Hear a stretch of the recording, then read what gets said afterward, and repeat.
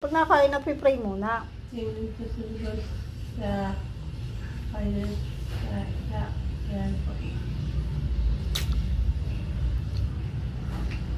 Kalain mong hindi ka pa man lang naghihilamos.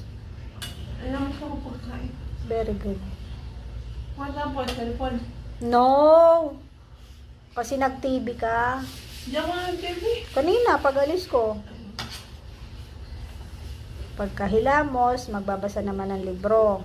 Hindi ako nag- Mayroon, maghahanap ako. Marami akong libro doon. Kasi dapat ang oras, dinidivide-divide mo. Alam mo yung divide? Alam mo yung pagdidivide ng oras?